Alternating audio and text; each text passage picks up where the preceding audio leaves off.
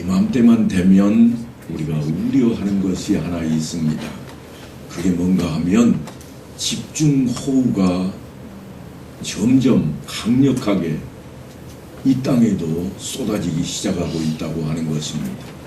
제가 이 본문을 준비할 때가 2년 전인데, 한여름에 제가 이 본문을 준비하고 있는데 뉴스에서 이런 내용이 흘러나왔습니다.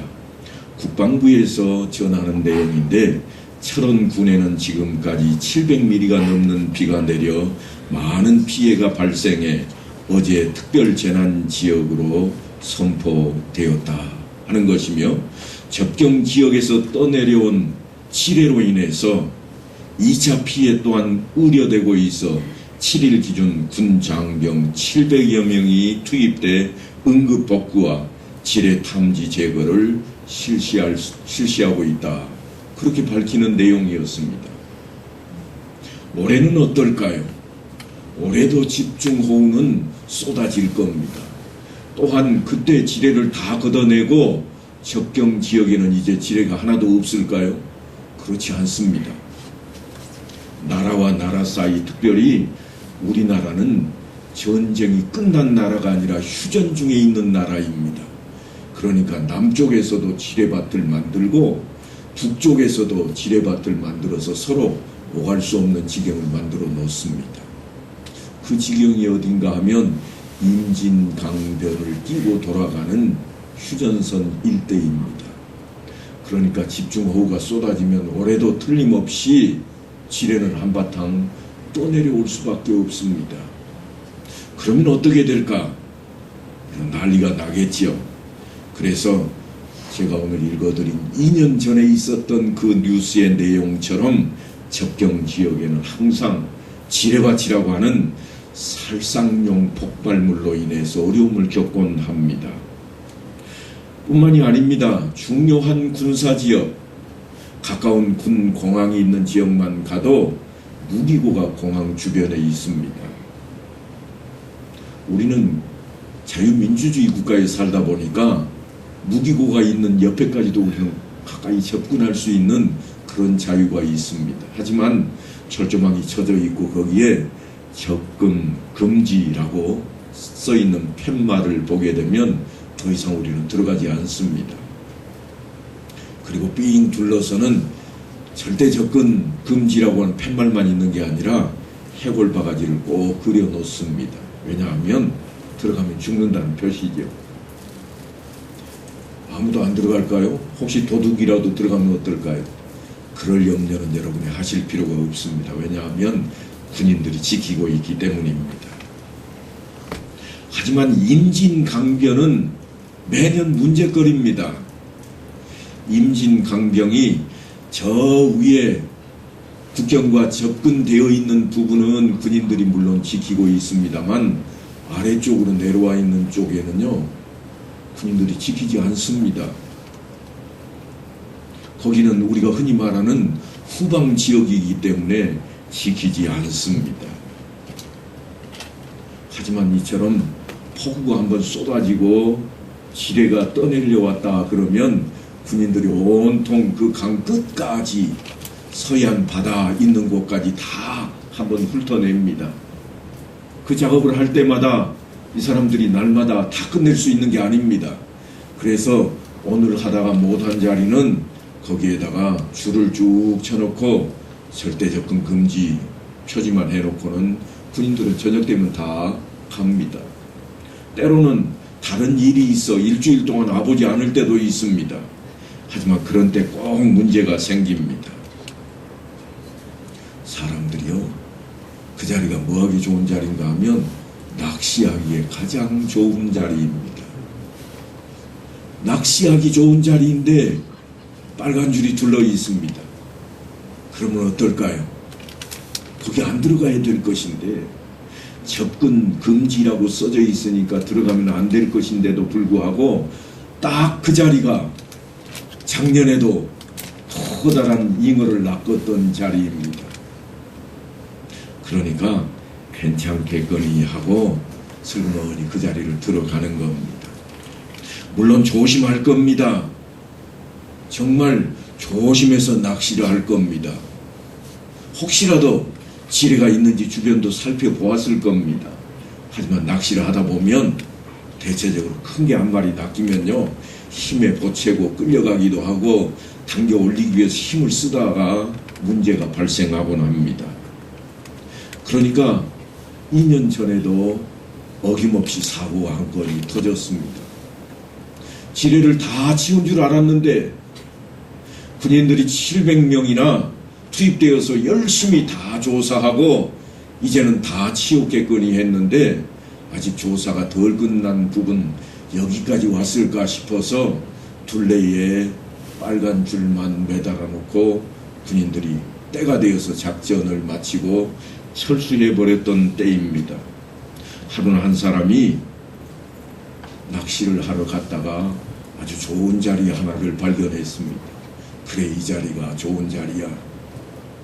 그래서 빨간 줄이 있음에도 불구하고 내가 조심하면 되지 뭐. 조심조심 낚시를 했습니다. 낚시하다가 어떻게 되었을까요? 잘못해서 숲을 속에 있는 먹심 지뢰를 밟고 말았습니다. 물론 생명에는 이상이 없었습니다. 하지만 발목이 날아가 버렸습니다. 그가 안전수칙만 지켰다면 결코 그런 일이 없었을 겁니다. 절대 접근 금지, 그 말만 신중히 생각했더라면 자기 발목을 잃지 않았을 겁니다. 그런데 이 정도는 괜찮겠다 생각했습니다. 그러다가 사고가 났습니다. 우리의 신앙생활은 어떨까요? 우리의 신앙생활도 똑같은 일들이 벌어집니다. 하나님께서 백성들에게 주시는 은혜가 뭔가 하면 복입니다. 그래서 우리가 다루고 있는 신명기 28장이 뭐였다고 그랬는가 하면 축복의 장이라 그랬습니다. 그런데 이 복은 그냥 복만 있는 게 아닙니다. 항상 뒤쫓아오는 게 저주라고 하는 것이 뒤쫓아옵니다. 어떤 때에 복을 받는가? 안전수칙만 지키면 복을 다 받습니다. 그런데 우리는 늘 허술해 보이고 사소한 것 때문에 저주의 나락으로 빠져들곤 합니다. 이 정도는 괜찮을 거야. 뭐 이거 가지고 그 정도는 에이, 복 좀 덜 받으면 어때? 그 생각 하나가 우리를 저주의 자리로 몰고 가버린다고 하는 것입니다. 그런 거를 우리가 뭐라고 그러는가 하면 기복신앙이라 그럽니다. 기복신앙 그러면 나도 그거 싫어해요. 누구나 다 그럴 겁니다.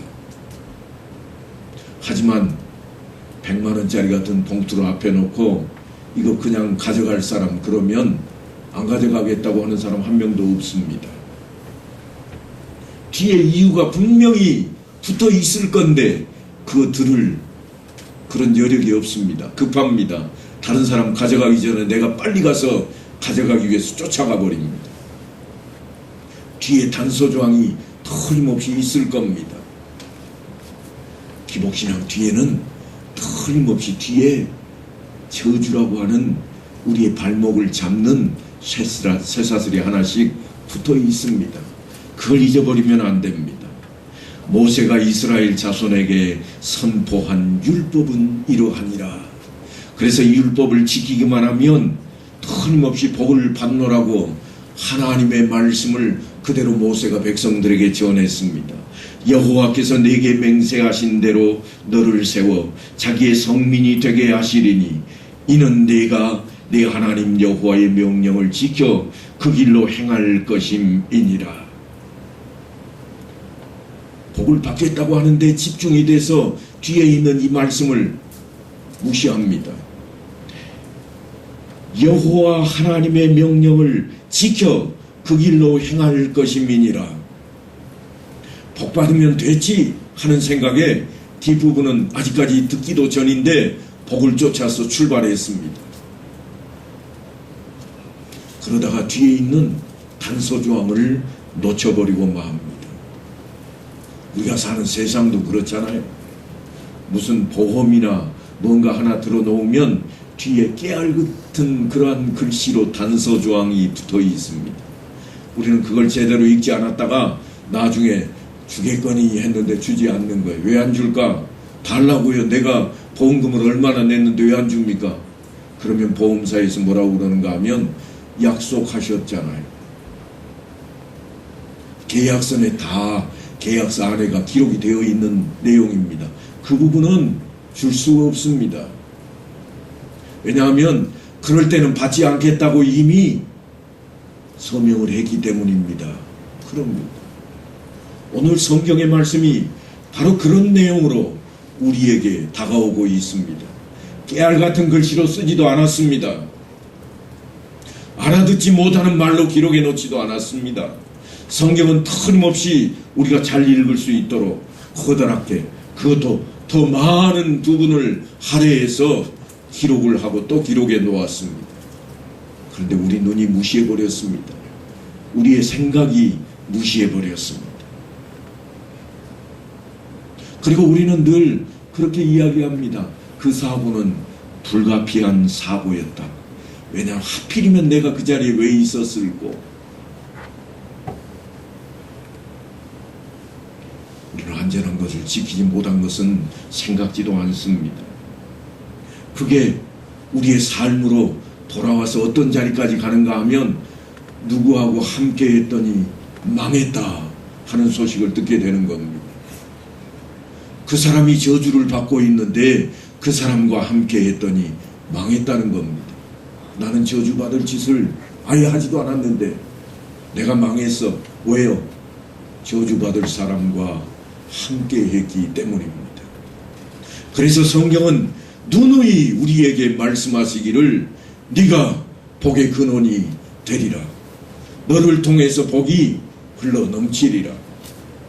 너는 저주의 사람이 아니라 왜냐하면 하나님이 너의 아버지이기 때문이라. 그렇게 말씀하고 있는 겁니다. 누구든지 나를 만나서는, 누구든지 나와 함께해서는 그 사람 만나서 나는 망했다 소리를 들을 수 없는 자리에 여러분이 계셔야 됩니다. 그것이 성경이 우리에게 주는 교훈입니다. 하나님께서는 틀림없이 모세를 통해서 우리에게 이런 축복을 하셨습니다.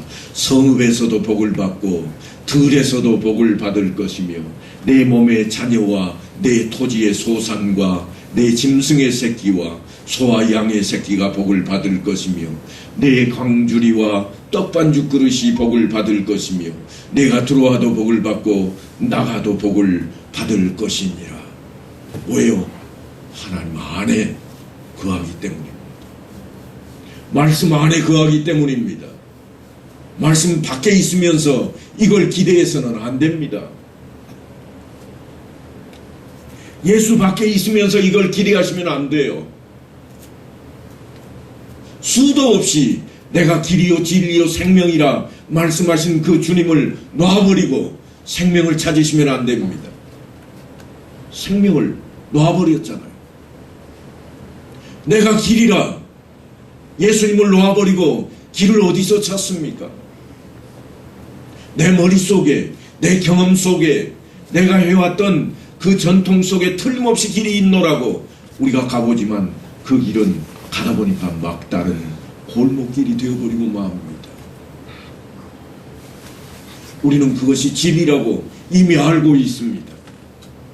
그런데 왜 우리는 주님을 놓아버리고 그 복이 왜 내게 오지 않느냐고, 말씀을 내팽개쳐버리고 이 사소한 것 때문에 왜 내가 복을 못 받느냐고 그렇게 외치게 되었는가 하는 겁니다. 그래서 모세가 이스라엘 백성들을 향해 다독이면서 이렇게 이야기합니다. 내가 오늘 너희에게 명령하는 그 말씀을 떠나 좌로나 우로나 치우치지 아니하고 다른 신을 따라 섬기지 아니하면 이와 같으리라. 다른 신을 따라 섬기지 아니하면 이와 같으리라. 그런데 우리는요, 이 말씀 들을 때는 아멘, 맞아 그래놓고 뒤돌아서서는 세상에 돈이면 안 되는 게 어디 있어?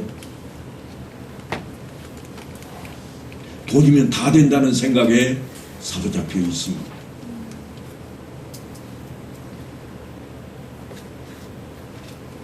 네가 대통령 돼봐라. 너 하고 싶은 거 못할 거 뭐가 있을 것 같아. 그저 권력이면 다 된다는 생각에 사로잡혀 있습니다.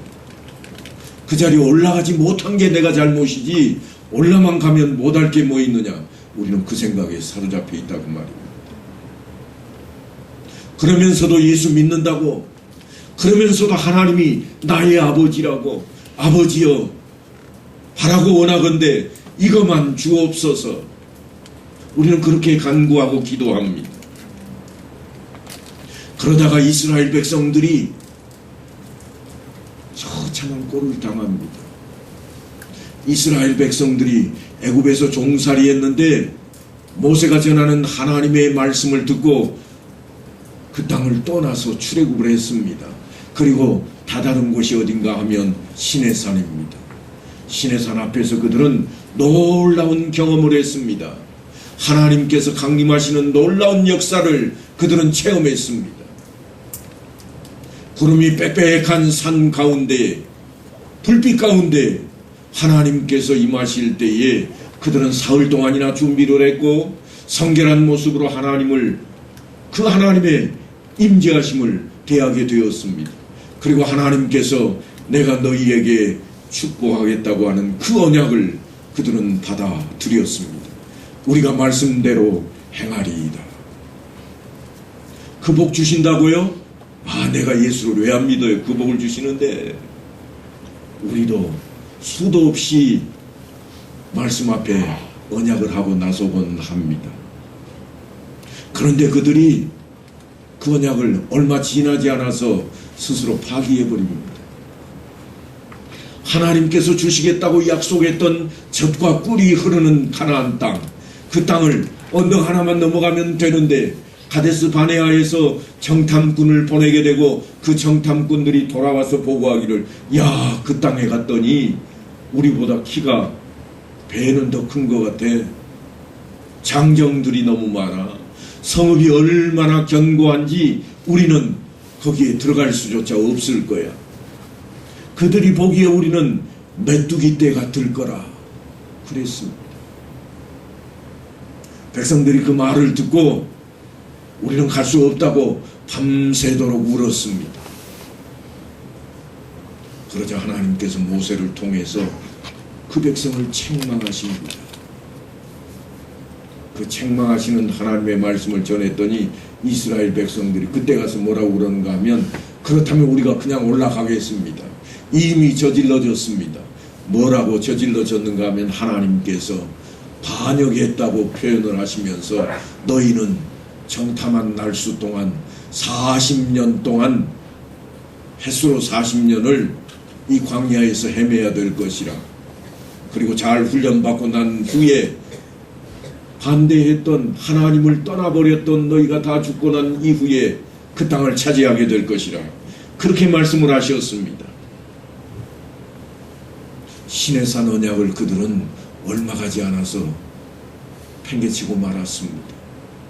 너무 사소한 일 때문에 그들은 언약을 팽개쳤다고 하는 것입니다. 하나님을 떠났다는 말씀입니다. 우리는 안 그럴 것이라. 내가 어찌 예수를 떠날 수 있는가? 나는 예수를 결코 떠나지 않아.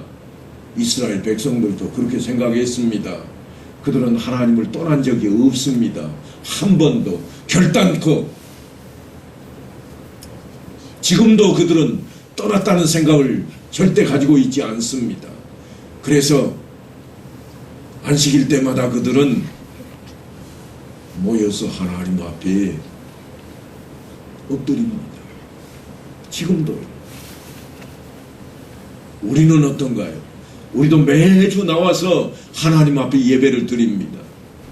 찬송도 힘있게 부르고 하나님께서는 틀림없이 너희가 내게 대하여 제사장 나라가 되며 거룩한 백성이 되리라. 그 말씀을 우리는 여호와께서 명령하신 대로 우리가 다 행하리이다 약속했고 그 약속을 이처럼 모여 예배만 드리면 지키는 것이라고 생각을 해왔습니다. 이스라엘 백성들이 그랬던 것처럼 우리도 똑같다 그 말씀입니다.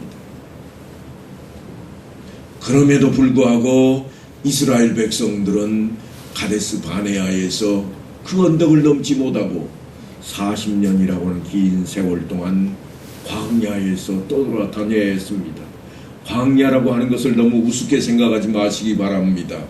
광야는 식물이 자랄 수 없는 곳입니다. 첫째는 먹을 게 없습니다. 먹을 게 없다는 것은 생명을 유지할 수 없다고 하는 겁니다. 둘째로는 그들에게 땅이 주어져 있지 않습니다. 광야를 누가 여기는 내 땅하고 금을 그어놓고 차지하려고 할까요? 요즘이야 그럴 수도 있겠지만 과거에는 결단코 그러지 않았습니다. 농사를 지어야 살 수 있는 땅을 차지했다고 생각했기 때문에 그들은 결코 그 땅을 차지하려고 생각하지 않았습니다. 차지해도 죽음만 그들 앞에 있을 뿐입니다. 왜냐하면 낮에는 40도가 넘어서 60도까지 올라가고 밤에는 영하로 40도까지 떨어지는 그러한 땅이니 누가 그 자리에서 그냥 살아갈 수 있을까요? 이스라엘 백성들에게 구름 기둥과 불 기둥이 없었다면 그들은 다 얼어 죽거나 말라 죽었을 겁니다. 그런데 그들이 죽지 않고 40년을 지탱해냈습니다. 어떻게 해요? 하나님을 따랐기 때문입니다. 하나님 안에 있었기 때문입니다. 틀림없이 하나님께서 그들에게 내리신 징벌이 있음에도 불구하고 그들이 그 명령을 떠나지 않고 따랐기에 그들은 살아남을 수 있었습니다. 모세를 통해서 그들은 그걸 배웠습니다. 오직 하나님 말씀 안에 거하면 생명이 있고 그것이 하나님께서 주시는 길이요 진리라고 하는 사실을 깨닫게 되었다고 하는 것입니다. 그렇게 해서 그들이 이제 모압 평지에 와 있습니다. 모세는 이제 죽을 날이 얼마 남지 않았고 그들 앞에 다시금 시내산 언약을 들춰냅니다. 야, 너희의 앞서간 선조들이 했던 언약이 있노라. 시내산 언약인데 너희들 중에는 그때의 그 사실을 아는 사람도 있을 것이라. 왜냐하면 그때 20살이 되지 못했던 어린 청소년들은 지금 살아있으니까요. 그들은 출애굽했던 내용도 기억을 하고 있습니다. 시내산에서 빽빽한 구름 가운데 불이 솟는 가운데 임재하시는 하나님을 만나고 바라보았던 그런 사람도 있습니다. 그들이 전합니다. 야, 저 말 진짜 맞는 말씀이야. 진짜 그랬어. 하나님 명령대로 안 된 게 없어. 그러니까 어떻게 하겠다고 하는 거예요. 이제 요단강 건너기만 하면 그 땅은 우리 땅이라. 전에는 가데스 바네아에서는 그런 생각을 갖지 못했습니다. 그곳에는 어마어마한 장사들이 살고 있고 성읍은 견고하여서 우리가 들어갈 수가 없노라. 그런데 지금은요, 아무도 반대하지 않습니다. 모세와 함께 그들은 훈련을 받게 되었던 것입니다. 그리고 이제는 변화되었습니다. 그래서 모세가 옛날을 떠올리며 이런 이야기를 합니다. 여호와께서 애굽 땅에서 너희의 목전에 바로와 그의 모든 신하와 그의 온 땅에 행하신 모든 일을 너희가 보았나니 곧 큰 시험과 이적과 큰 기사를 내 눈으로 보았느니라. 보았던 사람들이 그 앞에 있기 때문입니다. 그들이 지금 이스라엘 백성들의 지도자들이 다 되어 있습니다. 하지만 지금 이스라엘 백성들이 온전해졌는가? 사실은 그렇지만도 못합니다. 그래서 걱정스러운 이야기를 하나 꺼냅니다. 그러나 깨닫는 마음과 보는 눈과 듣는 귀는 오늘 여호와께서 너희에게 주지 아니하셨느니라. 틀림없이 너희가 보았고 너희들이 그래서 아멘하고 깨달았음에도 불구하고 아직도 온전해지지 못했다. 꼭 우리를 두고 하는 이야기 같습니다. 그래서 사도 바울이 그 이야기를 이렇게 이야기합니다.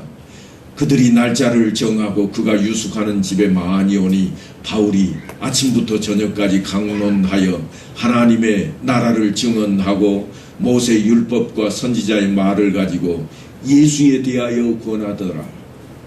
지금 이 이야기가 무슨 이야기인가 하면 그냥 흘러가는 이야기처럼 그렇게 들릴지 모르겠습니다만 바울이 감옥에 있는 내용입니다. 감옥, 그러니까 철장에 처해 있는 그런 감옥을 떠올리기 쉽습니다만 당시의 배경을 살피면 여러분들이 수월해집니다. 우리나라도 옛날 조선시대 이야기를 하다 보면 감옥 중에도 상감옥이라고 하는 곳이 어딘가 하면 유배지입니다. 유배지에 가져다 넣어놓고 사람들을 못 만나게 하는가, 물론 그렇게 하는 경우도 있겠습니다만 대부분은 사람들을 만나는 것은 허용을 합니다. 유배지에 집어넣어놓고 거기에 떠나지 못하게만 군인들이 딱 지키고 있습니다. 그러면 주변에 사는 사람들이 와서 같이 이야기도 하고 먹을 것도 갖다 주기도 하고 그런 일들이 벌어지는 것처럼 지금 바울 앞에 로마에 있는 사람들이 다녀가는 겁니다. 그래서 감옥 아닌 감옥에서 그 로마의 중심부에서 바울이 뭘 하고 있는가 하면 예수에 대한 이야기를 그들에게 권합니다. 물론 바울이 유대인 중에 높은 사람들을 청하기도 했고 또한 그들에게 그들의 관습과 전통에 관한 이야기를 들려주면서 예루살렘에서 우리 유대인 족속이 나를 로마인들에게 죽이도록 내주었다고 그렇게 하소연을 합니다. 하지만 로마에 살고 있는 유대인들, 우리가 흔히 말하는 디아스포라들은요, 관심이 지금 예수에게 있지를 않습니다. 어디에 관심이 있는가 하면 유대인인데 로마까지 끌려왔다고? 대관절 무슨 이야기를 하길래 그러는 거야. 드러나 보자. 그러고 지금 찾아온 사람들이 대부분입니다. 그래서 어떤 일이 있는가 하면 그 말을 믿는 사람도 있고 믿지 아니하는 사람도 있어 서로 맞지 아니하여 흩어질 때에 그럽니다. 그래 하고 옆에서 부추기는 사람도 있지만 뭔 소리 하는 거야. 저거 빨갱이 아니야? 우리식으로 하면 그런 거예요. 제가 여기 한평에서 왔다고 그러면 외국에 나가면 종종 빨갱이라는 이야기를 들을 수 있거든요. 왜냐하면 우리를 마치 남쪽에 사는데도 불구하고 공산당들과 작당한 사람처럼 여기기 때문에 그렇습니다. 유대인임에도 불구하고 바울이 그렇게 여김을 받았던 것은 예수를 전하기 때문입니다. 예수를 믿는 사람들과 작당을 해서 유대인들을 배교하게 만든다는 생각을 했습니다. 그래서 그들 앞에 바울이 외치기를 너희가 믿는 이야기로 전해줄게. 너희가 아는 이야기를 할게. 그리고는 이사야 선지자의 글을 그들 앞에 내놓습니다. 그들이 알지도 못하고 깨닫지도 못하면 그들의 눈이 가려서 보지 못하며 그들의 마음이 어두워져서 깨닫지 못함이니라. 이게 이사야 선지자가 외쳤던 말씀이에요. 그 말씀을 드러내놓고 그들 앞에 던지니까 그들이 화가 날 수도 있었을 겁니다. 야, 왜 못 듣냐? 귓구멍이 뚫려 있다고 다 듣는 거 아니야? 그럼 누구만 듣는다는 거예요? 지식 있는 사람만 듣는다는 거예요. 그러니까 안 듣기는 지식이 없는 사람이 될 것 같아서 싫고 그래 드러나 보자. 그렇게 되는 겁니다. 그래서 이제 바울이 이렇게 전합니다. 일러스되 이 백성에게 가서 말하기를 너희가 듣기는 들어도 도무지 깨닫지 못하며 보기는 보아도 도무지 알지 못하는도다. 그런 이야기로 시작을 해서 그런즉 하나님의 구원이 이방인에게로 보내어진 줄 알라. 그들은 그것을 들으리라. 너희들 귀가 있어도 하나도 안 듣지? 하나님께서 너희 말고 이방인들에게 전하라고 말씀하신다. 그렇게 외치고 있는 겁니다. 하지만 반대의 경우도 있습니다. 여러분 성경을 좀 유심히 살펴보시면 유대인들에게 야 너희 안 들을래? 그러면 이방인들에게 전할 거야. 이렇게 바울처럼 이야기하는 대목도 있지만 거꾸로 된 대목도 있습니다. 예수님께서 비유로 이런 말씀을 합니다. 들을 귀 있는 자는 들으라. 비유로 말씀을 하시는데 들을 귀 있는 자는 들으라 그럽니다. 그리고 왜 비유로만 말씀을 하십니까? 하고 질문하는 제자들에게 말씀을 하시기를 하나님 나라의 비밀을 너희에게는 주었으나 외인에게는 모든 것을 비유로 하나니 이는 그들로 보기는 보아도 알지 못하며 듣기는 들어도 깨닫지 못하게 하여 돌이켜 죄사함을 얻지 못하게 하려 함이라. 야 너희들만 들으라고 그러는 거야. 이방인들은 들어도 그냥 다 내팽개치게 만들어 놓는 게 비유야. 예수님께서 지금 그런 말씀을 하십니다. 그런데도 불구하고 그래도 주를 믿나이다 하고 엎드린 자에게는 예수님께서 뭐라고 그러는가 하면 이스라엘 중에서 이만한 믿음을 내가 보지 못했다. 그런 표현을 하는 겁니다. 지금 이스라엘 백성 앞에 모세가 깨닫는 마음과 보는 눈과 듣는 귀에 대한 이야기를 전하면서 너희의 하나님 여호와를 어찌 알아보지 못하느냐 하고 외치고 있습니다. 여러분 광야에서는 쉽게 구할 수 없는 것들이 있습니다. 조금 전에도 말씀을 드렸습니다만 광야에서 얻을 수 없는 게 뭐가 있는가 하면 쉴만한 그늘이 첫째로는 찾아보기 어렵습니다. 띄엄띄엄 나무가 몇 그루 있다고 해도 그늘이 없는 나무들 뿐입니다. 왜냐하면 햇빛이 많은 광야에서는요 나무들이 이파리가 많은 나무가 자라지 못합니다. 물이 많지 않기 때문에 이파리가 없고 뾰족뾰족한 그런 가시들이 달린 나무들이 대부분입니다. 그러니까 그늘이 없는 거예요. 그리고 해결할 수 있는 물이 없습니다. 물이 없다는 것은 목마르고 목마르다는 것은 사람이 탈진하고 기진해질 수밖에 없고 생명이 위협받는 자리가 될 수밖에 없습니다. 그러니까 광야에서 가장 좋은 장소가 어디겠어요? 여러분이 잘 아시는 오아시스입니다. 오아시스는 무릉덩이가 있고 나무가 있어서 그늘이 있는 곳입니다. 그런데 하나님께서는 그런 광야를 이스라엘 백성들을 끌고 다니시는데 그들이 가는 곳곳마다 오아시스와 같은 모습을 드러내 주셨습니다. 구름 기둥으로 그늘을 만들어 주셨고 물이 없다고 외치는 자들에게 반석을 쳐서조차 물이 나오도록 해 주셨습니다. 그러니까 그들은 오아시스 안에 있는 겁니다. 아니 그들은 어디에 있는가 하면 하나님 안에 있는 겁니다. 여러분 착각하지 마세요. 내가 복을 받아 누리고 있는 것이라 그러면 내가 복된 자이기 때문에 그렇다. 말씀을 통해서 이제 오늘 그렇게 외칠 수 있겠습니다만 그 말씀 뒤에 있는 것을 잊어버리면 안 됩니다. 그림자일 뿐입니다. 원체는 어디에 있는가? 하나님 안에 있기 때문에 내가 복이 되는 겁니다. 말씀 안에 있기 때문에 복의 근원이 되는 것이지 내가 복의 근원이니 내가 하는 말이 하나님의 말씀과 같다고 외치면 문제가 생기는 거예요.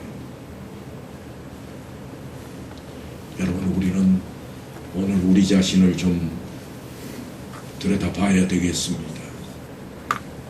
이스라엘 백성들이 틀림없이 시내산 언약을 맺을 때에 사기충천했습니다. 젖과 꿀이 흐르는 땅을 너희에게 줄 것이라. 아멘. 하나님이 주시겠다는데 아니 이전에 아브라함에게 주셨던 그 땅 주인이 지금 간다고 생각을 했기나 했겠습니까? 하지만 그들은 하나님이 그 땅을 주실 것이라고 사기가 충천해서 갔지만 정탐꾼들이 보고하는 그 말 한마디에 무너져버리고 말았습니다.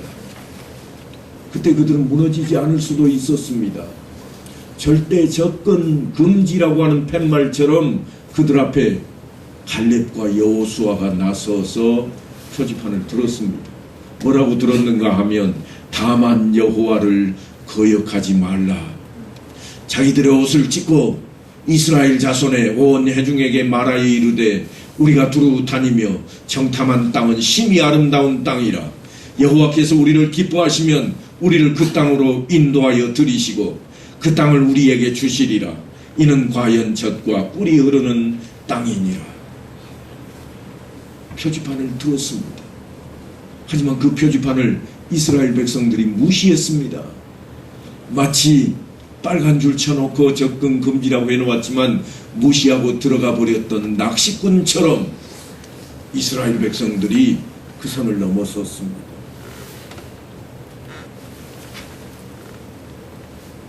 그러다가 결국은 그들은 하나님으로부터 징계를 받는 자리에 이르고 말았습니다.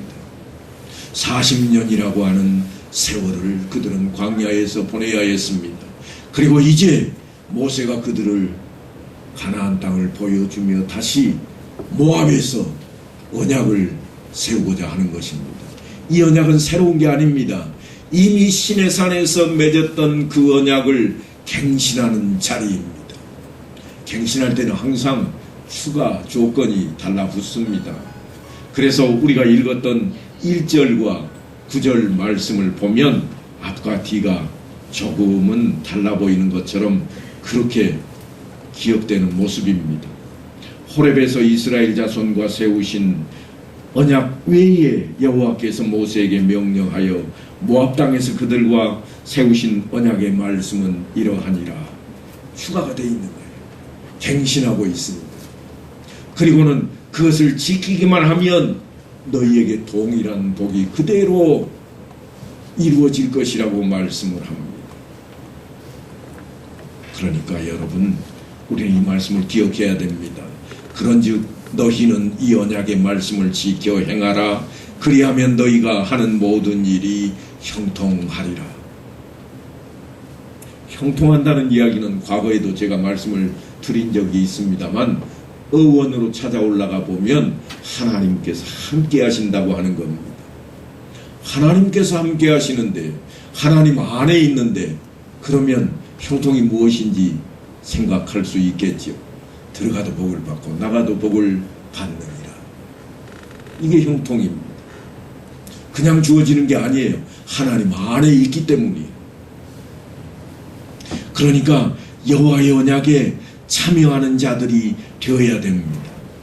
새롭게 갱신되는 이 언약을 전하면서 대상이 누구라고 그러는가 하면 지금 여기에 있는 너희들 그리고 너희의 후손들이라. 여기 없는 사람들도 이 언약의 대상이라고 말씀을 합니다. 뭐라고 그러는가 하면 내가 이 언약과 맹세를 너희에게만 세우는 것이 아니라 다른 사람들과도 세운다는 거예요. 오늘 우리 하나님 여호와 앞에서 우리와 함께 여기 서 있는 자와 오늘 우리와 함께 여기 있지 아니한 자에게까지이니 함께하지 아니한 미래 세대의 사람들 그들과도 지금 동일한 이 언약을 맺는데 그 이유 그 목적이 어디에 있는가 하면 여호와께서 내게 말씀하신 대로 또 내 조상 아브라함과 이삭과 야곱에게 맹세하신 대로 오늘 너를 세워 자기 백성을 삼으시고 그는 친히 내 하나님이 되시려 함이니라. 우리 하나님이 되시기 위해서 이 언약을 지금 체결하고 있다고 그럽니다. 그래서 베드로 사도가 뭐라고 그러는가 하면 언약 백성이라고 우리를 향해서 외칩니다.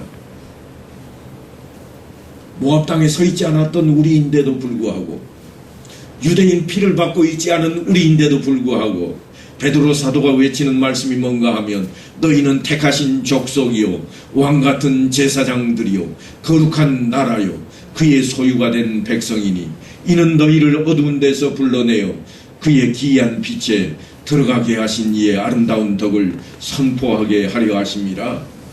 예수를 믿는 자라면 하나님 안에 있는 자들이라. 예수를 믿기만 하면 하나님의 백성이라. 어떤 예수를 믿는가? 주는 그리스도시요 살아계신 하나님의 아들이시니이다 하고 신앙 고백을 했던 베드로처럼 그 신앙 고백이 우리에게 필요합니다. 그 신앙 고백 위에 하나님께서 뭘 세우겠다고 하는가 하면 너는 베드로라 내가 이 반석 위에 내 교회를 세우리니 음부의 권세가 이기지 못하리라. 내가 천국 열쇠를 내게 주리니 네가 땅에서 무엇이든지 매면 하늘에서도 매일 것이요 네가 땅에서 무엇이든지 풀면 하늘에서도 풀리리라. 모압평지에서 지금 모세가 이스라엘 백성들과 하나님 안의 언약을 맺고 있는 것에서 끝나지 않습니다. 후대에 있는 우리를까지 포함한 그런 언약으로 발전하고 있는 모습입니다. 베드로 사도는 그것을 해석하기를 우리도 그 언약 백성이라. 그 언약 백성이 된 것은 교회 안에 있는 우리요. 교회는 예수 그리스도가 머리가 되시니 하나님 안에 있는 자라. 그래서 음부의 권세가 우리를 이길 수 없고 천국 열쇠를 이미 받아준 자라고 외치고 있는 것입니다. 그래서 일찍이 모압 땅에서 이스라엘 백성들이 여호와께서 명령하신 대로 우리가 다 행하리이다 그렇게 외친 것처럼 우리도 바로 그 앞에 서 있는 겁니다. 요한복음 10장 27절에 보면 내 양은 내 음성을 들으며 나는 그들을 알며 그들은 나를 따르느니라. 예수님께서 하신 말씀입니다.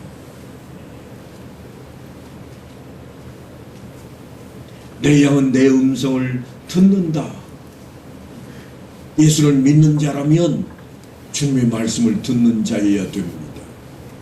말씀을 따르는 자여야 됩니다. 뿐만이 아닙니다. 나는 그들을 알며. 예수님께서 어떻게 우리를 알까요? 찾을 만한 때에 찾으라. 그러면 만나게 될 것이요. 주님께서 우리를 알게 될 것입니다. 뿐만이 아닙니다. 그들은 나를 따르느니라. 말씀대로 살아간다고 외치고 있습니다. 그래서 사도 바울은 하나님의 뜻이 우리를 향하신 뜻이 어디에 있다고 그러는가 하면 항상 기뻐하라. 쉬지 말고 기도하라. 범사에 감사하라. 이는 우리 하나님 아니 예수 그리스도 그 안에서 우리를 향하신 하나님의 뜻이니라. 그렇게 외치고 있습니다.